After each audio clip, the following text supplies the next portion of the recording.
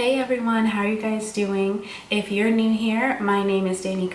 I am a childcare business owner, consultant, and a digital content creator on childcaresites.com, where you can find free resources to help you start or run your childcare business, like webinars, podcasts, and you could even book private video consultations with me directly. So head on over to childcaresites.com, add your email address to subscribe to that website, and you'll be updated every single time there is something new for you to take advantage of. If you're new here to my YouTube channel, please go ahead and scroll down and click that subscribe button, and also turn on the notification bell so that you could be notified every single time I post a new video. I do my best to put out thoughtful, helpful, informative, useful content. And in particular for this video, I am taking it back to last week when I asked you guys to let me know what you want to see on this channel. Last week I already answered one question in a very detailed video, and this week I wanted to focus on this one. For those of you that don't know, I do own 2 childcare centers located in New York. I currently live in Philadelphia, Pennsylvania. I moved here a little over a year ago after starting up my first center back in 2017. So before I get into how I got here and how I do it, like specifically answering that question, just to give you a brief background on my career path, I guess, or how I got to the point of owning 2 centers. I did post a video a couple months back explaining how I started my childcare business at 20 years old.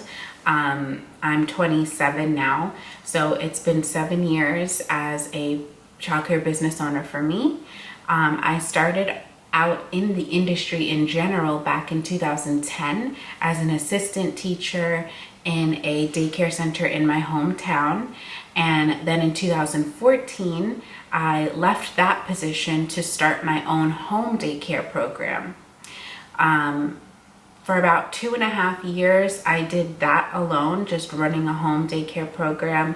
And then in late 2016, early 2017, I had a great opportunity presented to me to open a center-based location. I wish I could kind of call that expansion, but to be honest, it was too far away from my home daycare in order to like bring those kids over into, you know, to expand the current program. It wouldn't have worked. My families would not have been willing to travel that far. My home daycare was in Queens and my center is in Long Island, so it was just too far. So it was just a completely separate business. I operated both for a while. One of my cousins was really helpful in making that possible. She kind of ran my home daycare location while I was always at my center focused on that. And about 1.5 years into running the center, I decided it was time to close my home daycare. I had to move at one point, so I moved my home daycare, and then there was licensing issues with the way that the house was set up. It was just, it was too much. So for me personally, and it wasn't really profitable after I moved into the new house that I had to move into. That's a whole separate story. I have tried to summarize it, but that's what happened with that. I closed my home daycare program in 2018, I believe summer 2018, and focused only on my center.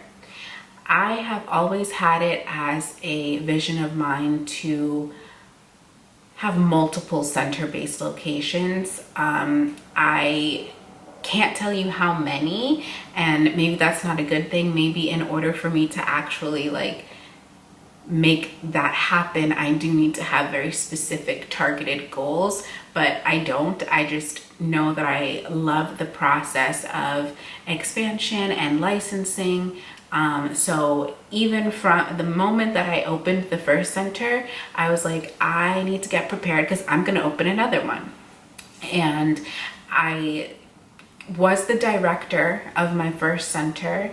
When we first opened, I was the director by myself in that situation for about, I want to say like a year or so. And then, like I said, I have this growth mindset. So I knew that I wanted to bring someone else on board to grow with me and grow with my business so that I could expand comfortably when I wanted to. So I started looking for an assistant director.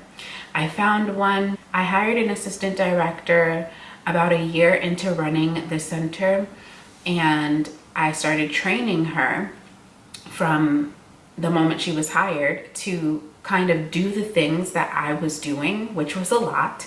And it took a while for me to let go and start delegating tasks to her. That assistant director in particular didn't work out after a couple of months, and I brought someone else on board whom you guys know. It's Gigi. Gigi is the co-host of my podcast, Childcare Sights and Sounds, which you can stream now on your favorite podcasting streaming platform like Apple Podcasts, Google Podcasts, Spotify, and wherever else. You can also go to childcaresites.com/podcast to stream it and catch up. We just started season 2, which premiered 2 days ago, audio only, and then every other week we upload the video replay to this YouTube channel.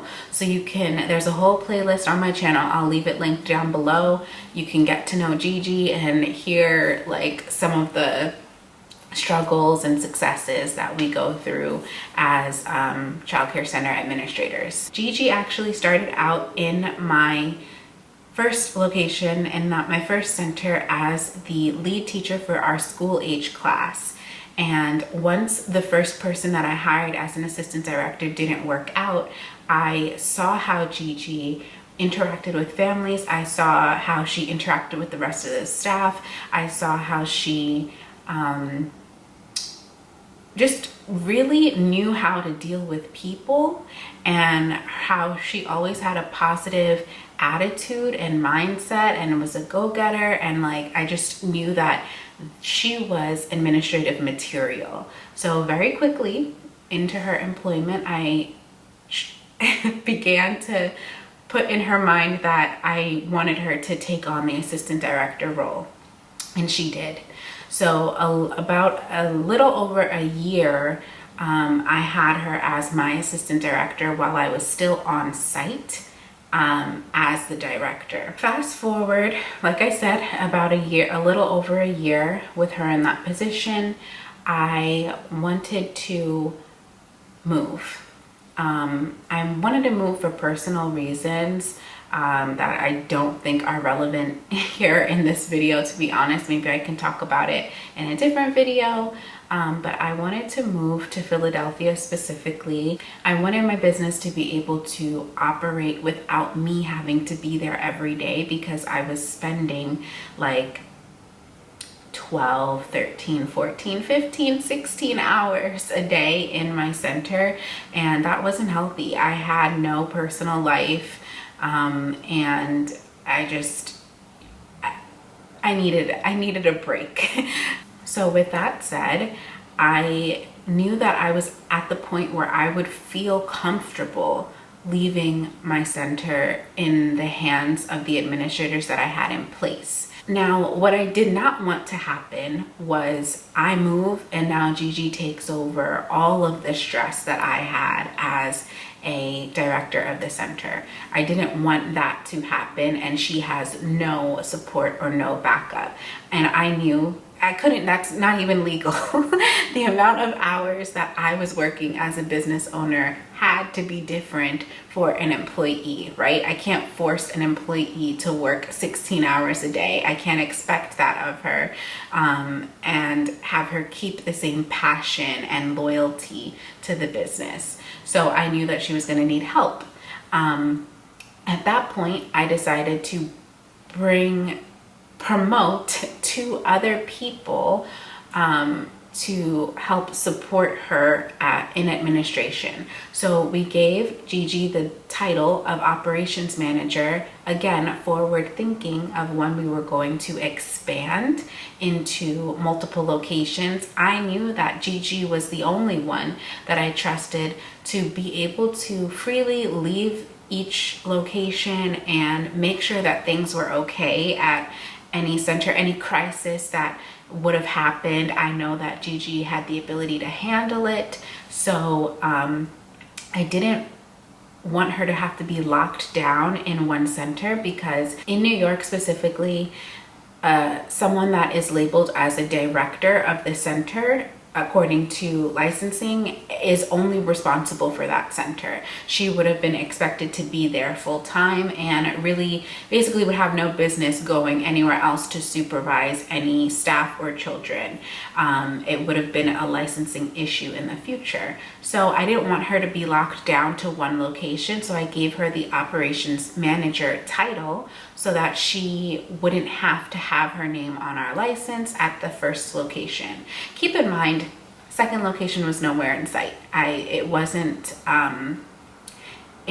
that I knew this was coming next month, and like I just knew it was coming eventually. And rather than rushing to shift everybody's titles and job responsibilities and job descriptions and all of that around at the last minute, I just wanted everything to be in alignment. And yeah, so she was the operations manager. I promoted someone else to be the director position of my first location. And then we also had an administrative assistant, because again, we can't expect people to work 12 hours a day. My center is open 6:30 a.m. to 6:30 p.m. She was gonna need help. So we had an administrative assistant and a director alternating hours, making sure that the offices were covered, staff were supervised, phones were answered, door was answered during all business hours. And then Gigi was there as the operations manager, making sure that everything was running smoothly and patiently waiting for the next step in our company's mission to expand and serve as many children as possible. Meanwhile, I guess I should get to the question itself, which, if you forgot, is this. How do I do it from not being in the same state?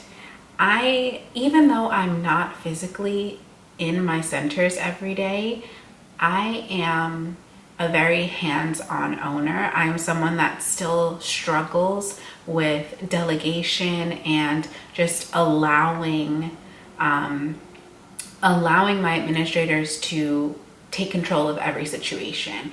I don't do that. I have seen other childcare business owners do that, where they hire a director and are just like, yeah, you run it, send me the check every month. And that's cool, honestly. And I'm not saying that I don't want to get to that point in the future. I just know, as a pretty relatively new business, this March will make 4 years of operating centers for me. We're still new. We're still growing. We don't have every single system in place that we need.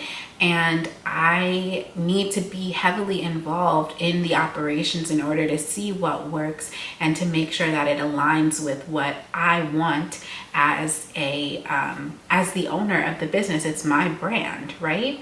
So I do everything pretty much virtually. And not gonna lie, this pandemic has really helped with making that easier for me, putting things into perspective of like how things can get done efficiently virtually. So prior to the pandemic happening, I would often get my day interrupted by phone call after phone call after phone call from my center. Crisis is happening, or questions that administrators should know the answers to. Phone call, phone call, phone call, phone call, phone call, phone call. Now we really utilize and take advantage of Zoom. We have morning meetings every day with the administrators at both of my centers. And I realized that I did not get into how the second location happened. And that's because episode 1 of season 2 of the Childcare Sights and Sound podcast that I told you about earlier pretty much explains all of that. And so does episode 9 of season 1. So listen to Childcare Sights and Sounds if you're interested in how we expanded. But we have morning meetings on Zoom for about 30 minutes and 45 minutes, sometimes an hour a day. In those morning meetings, we go over what we were supposed to be doing for that day, things that happened that morning, because they're usually like late morning around like 10 or 11 a.m. and we open at 6:30. So sometimes things happen in the morning where there's questions that the director or administrative assistant that's there now doesn't know or needs clarity on. We're just very good with communication now. This pandemic kind of helped to put certain things into perspective and helped us utilize the resources that are available. Yes, Zoom was there before this pandemic happened, but we just didn't think about using it. So now we use it all the time. Now I have less disruptions in my day as being an offsite owner, where if I was, let's say, on vacation or just doing something for myself, as I should be allowed to do as the owner of a business that works just very hard, I don't really go anywhere or do anything fun, especially now over the past couple of months. But if I was doing something that was personal or just wasn't work related a year ago, let's say, my day was constantly interrupted. Another thing that helps me run my centers as an out-of-state owner is having everything be digital. All of the mail that gets delivered, paperwork that gets signed, logs, documents, registration forms, everything that we have. We don't really use a binder system. I know a lot of consultants and coaches and just childcare providers in general have this idea of having a very organized, great binder system. We don't do that. And I guess maybe we do, it's just a different version. It's not physical hard copy binders. We use Google Drive. We utilize Google Drive for everything. We're always talking about put it in the drive, make sure it's updated in the drive, do this, do that in the drive. I love the Google platforms. I love Google Calendar. It helps me to stay organized. I get made fun of constantly by my team for always talking about Google Calendar and calendar blocking. I also love Google Docs, Google Slides. It makes everything so easily accessible from anywhere in the world. You don't have to have a specific device to use it. You don't have to have a space on your hard drive. It's just the internet. And you can share it with or take the share away. Disable the share with whoever you need to. And as a bigger administrative team, as we continue to grow, that's super important. I would hate to have a binder system that's only located at one place, and if I need something as an owner that's not there, I have to ask somebody, can you go find this, and then scan it to me and email it to me and wait half an hour for them to find what I'm talking about. No, I can just go in Google Drive and get it. And that's not to say that we discard all of the hard copies of everything we have. We don't do that. We do save it just in case, but looking for the hard copy version of something is never our first choice. We easily do it through Google Drive. There's a search bar and you could search things. I talked about this and other strategies for center operation efficiency on a webinar that I hosted on the Kangaroo Time platform yesterday. I think they have the replay posted on their YouTube channel. If they don't just yet, I think they will put it there. So I'll leave that linked below if it is currently available. If it's not currently available, in the next couple of days, go ahead and search for it on YouTube. Just type in Kangaroo Time into the YouTube search bar and you should be able to find it. I talked about many different ways to keep your program running smoothly and efficiently with different resources and tools. And that's really all that I do. Even if I was on site, some of these things, with the exception of Zoom, some of those things I did while I was on site. Yes, with the intention of eventually expanding and needing to have these things, but also just because it makes life easier as a childcare business operator. So again, going back to the original question of how I run my centers from a different state, it's really just being on top of everything, staying organized, and having access to the people I need to speak to through Zoom, and the documents or files or things that I need to have access to with Google Drive. And then the third thing that I'll say is softwares in general, just different childcare management softwares that most centers normally have, even if the owner is the director on site or in the state. Many centers do use childcare management softwares, but I make sure that I have access to those softwares and systems from Philadelphia, from where I live. Behind me, you're seeing my home office. This is my computer that I'm at most of the time during the day, during every weekday.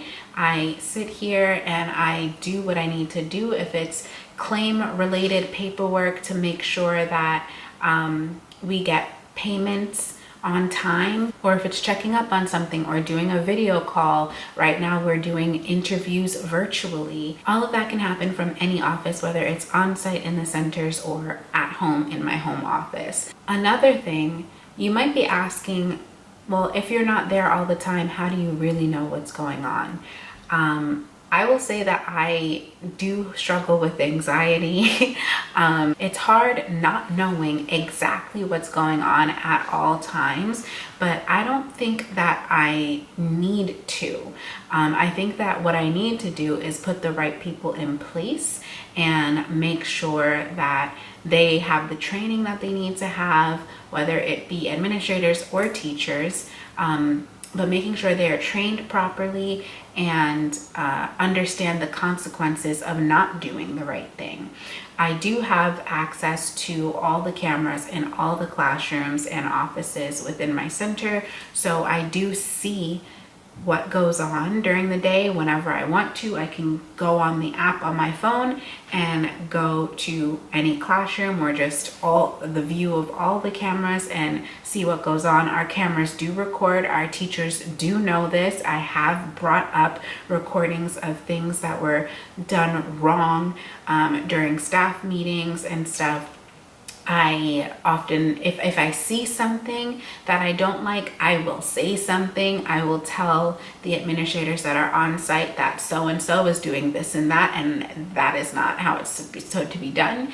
Very, very infrequently. I don't have to do this often, but there have been like 2 or 3 times over the past year where I've had to call immediately and say, this is not appropriate, or this is why we can't do this, so please don't do that. And I'll speak to the teacher or whatever, or whoever myself, but I don't often need to do that. There's not very many things that are that serious to interrupt their day or what they're doing. It's usually just a conversation I'll have with my administrators in tomorrow's morning meeting to say, this is what I saw yesterday.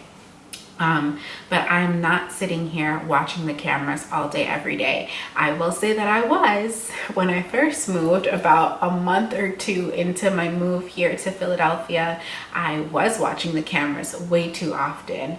But as I began to get the right people in the right positions It really wasn't necessary. And what's great about being off-site, not necessarily out of state, because I could have stayed in New York and experienced this as well, but not going into my centers every day really helps me to stay on task with what I need to be doing, researching, looking for, looking up, in order to have a better business. I want to work on the development and expansion of my business, not necessarily the day-to-day things like dealing with parents or having staff approach me with questions, or like if I'm on site, I get bombarded with questions and problems to solve. But me not being there gives me the freedom to work on how I want my business to be. So it's really important to make sure that if you are thinking about expanding or having your center run without you having to be on site, whether that's you a mile away at home or you in a completely different state, you need to make sure you employ the right people. Quick tip also, if you're worried about how you would collect tuition, let's say for example, if you take cash payments or checks or whatever, don't. I did for the first I want to say 8-9 months that I was not there. I trusted my people. I knew they were not stealing from me. I gave Gigi a business card with her name on it where she could have access to purchase things with a certain limit and also make deposits into our bank account. So any cash or checks that we did have, Gigi would go make those deposits. But if you're in a position where you're like, oh, I don't really feel comfortable doing that if I'm not there, if I'm not the one making the deposits, switch to digital payments. Right now, we blamed it on COVID, but really we just prefer to not have to manage cash or run to the bank every time we needed cash in our account to deposit tuition. We switched to using one of the many childcare management softwares that we have to collect tuition payments. There are many different childcare management softwares that do this. We use a couple. I'll say the easiest one that we have used and are currently using is STORYTIme. And I've said this in, I think, the last video or probably in the webinar that I did yesterday, but STORYTIme makes billing so much easier. They have an auto pay option where every week, and most families select it, they have an auto pay option where families can just have tuition withdrawn from their account automatically and then it gets deposited into yours. I think we get our payouts 2 days after a parent pays tuition, and we collect tuition weekly on Mondays. So I think by Wednesday of that week is when all that money hits our account. So it's very easy. If you want to be an off-site owner, it doesn't mean you have to be hands off, right? You can still operate and make sure that the things that you want to happen are in place. I still visit my centers at least once a week. Philadelphia is only 2.5 hours, sometimes 2 hours with no traffic away from my center locations. My centers are only 10 minutes from each other, so that makes it convenient when I do want to take a trip. I go like once a week, at most once every 2 weeks. So I'm at my centers multiple times a month. Yes, it might just be for a quick visit to show my face, whatever, but that's important too. However, I don't think that I want to keep my business only in that one area. I think that as we grow over the next couple of years, I might expand into other states, other locations where I cannot be there every single day. I can't split myself into so many people. So for me, it was a no-brainer trying to figure out how to operate from being out of state. When I initially tell people that I own a daycare center and I live in Philadelphia and the centers are in New York, I've literally gotten questions in person like, how do you do that? How does that work? And it's it seems it's hard to explain it in a small amount of time or just with a quick answer, which is why this video is probably like 30 plus minutes at this point. There's a lot of different things, a lot of factors in place that helped to make this possible, and I wouldn't change it for the world. We've gone through so much as a business, as a licensed childcare program.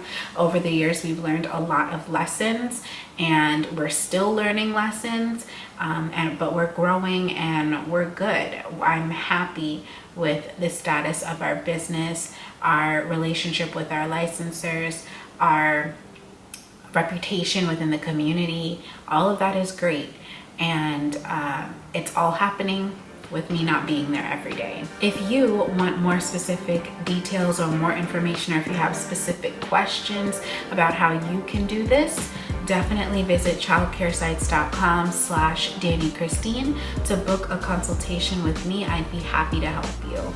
I'm curious to know what your goals are as a childcare business owner, or if you're going to be a childcare business owner. Let me know what your goals are. How many centers do you want to have? Do you want to stay working on site every day as the director?